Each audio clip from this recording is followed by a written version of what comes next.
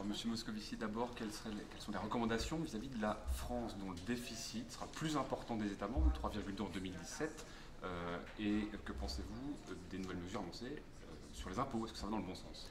Trois recommandations essentielles pour la France. Un, la France s'est engagée à ce que son déficit passe en deçà de 3% en 2017. Cet engagement doit être tenu. J'entends que le président Hollande annonce de possibles baisses d'impôts.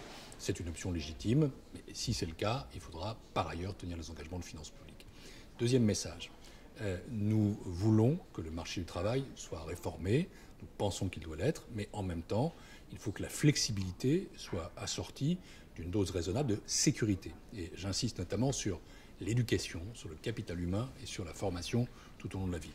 Enfin, le troisième message, c'est qu'il faut continuer à lever toutes les barrières sur les marchés des produits et des services qui freinent ou brident la compétitivité française. Chômage, capital humain, compétitivité, voilà les trois messages que la Commission adresse à la France.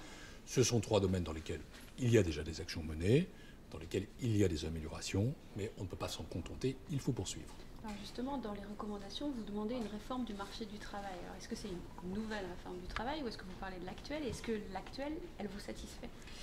Je n'ai pas à me prononcer sur la réforme du marché du travail telle qu'elle est soumise au Parlement. En revanche, ce que la Commission dit, c'est qu'il y a un lien direct entre les réformes du marché du travail et la capacité à faire baisser le chômage. La France est seulement 21e en Europe sur le front du chômage. Et donc il est impératif qu'il y ait une réforme du marché du travail pour faire en sorte que ce marché soit sans doute plus flexible, comme on dit, qu'on puisse y entrer plus facilement, qu'on puisse aussi en sortir, que les plus précaires soient mieux traités et qu'il y ait aussi de la sécurité.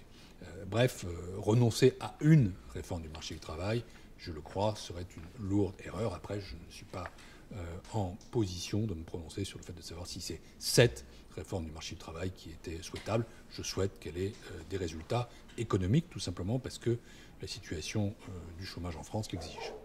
Je reviens sur les déficits. Selon vos prévisions, la France serait la dernière de la classe, avec ces 3,2, bien au-dessus de ce qu'elle prétend faire, 2,7. Qu'est-ce que vous en pensez? Je pense que ces chiffres sont, comme on dit, à politique inchangée. C'est-à-dire que ces 3,2, si rien n'est fait, avec un budget pour 2017 qui soit crédible et sérieux, la France peut tout à fait passer en dessous de 3%, et j'ajoute qu'elle le doit. C'est la raison pour laquelle je regarde avec attention les dépenses qui sont annoncées, les baisses d'impôts qui sont éventuellement prévues.